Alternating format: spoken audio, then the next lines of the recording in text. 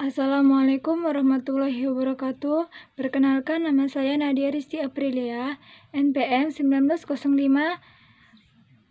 1905-0033. Saya dari Prodi Ekonomi semester 3A. Baiklah, di sini saya ingin menjelaskan sedikit materi mengenai ekonomi publik.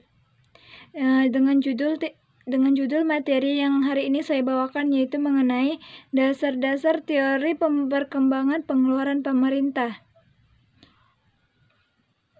Baiklah, di dalam teori perkembangan pengeluaran pemerintah ada dua macam teori. Yang pertama, teori ekonomi mikro dan teori ekonomi makro.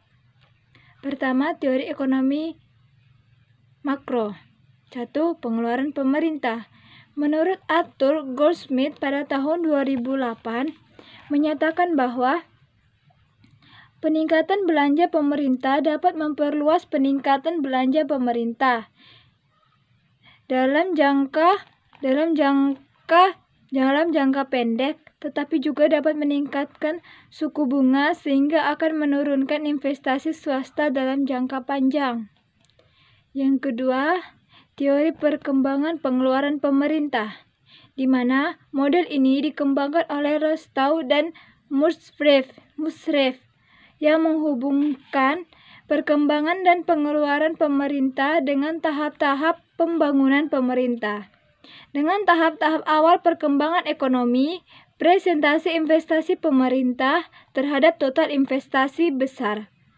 Sebab pada saat ini, pemerintah harus menyediakan prasarana seperti pendidikan, kesehatan, dan juga transportasi. Yang ketiga, mengenai hukum Warner. Dalam penjelasan mengenai hukum Warner mengemukakan bahwa suatu teori mengenai perkembangan pengeluaran pemerintah yang semakin besar dalam presentasi terhadap PDB.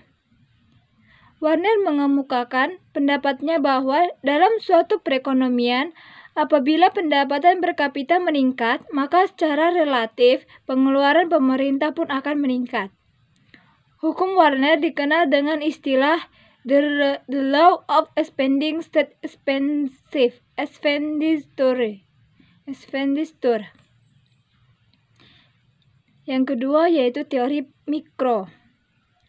Tujuan dari teori ekonomi mikro yaitu mengenai perkembangan pengeluaran pemerintah untuk menganalisis faktor-faktor yang meningkatkan permintaan akan barang publik dan faktor-faktor yang mempengaruhi tersedianya barang publik.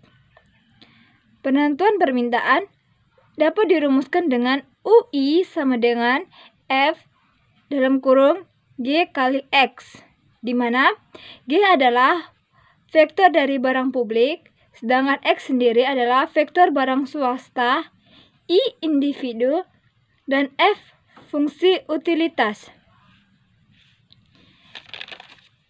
Dalam pengeluaran pemerintah dapat dijelaskan dengan faktor di bawah ini. Yang pertama, perubahan permintaan akan barang publik. Yang kedua, perubahan dari aktivitas pemerintah dalam menghasilkan barang publik dan juga perubahan dari kombinasi dari faktor produksi yang digunakan dalam proses produksi. Yang C, perubahan kualitas barang publik. Yang D, perubahan harga faktor produksi. Kedua, penentuan tingkat output.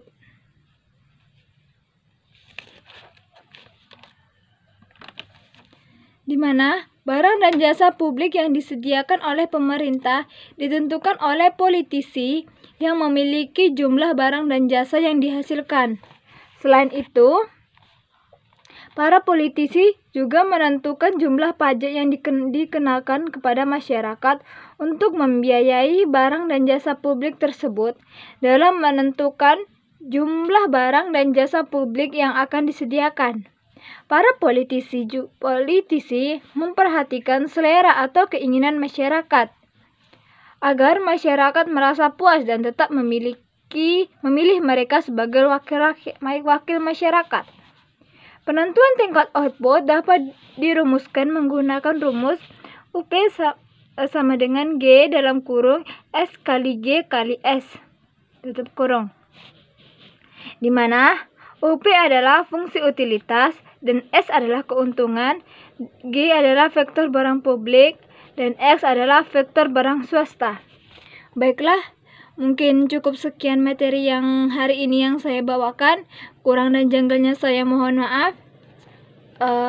Saya tutup video ini dengan Assalamualaikum warahmatullahi wabarakatuh.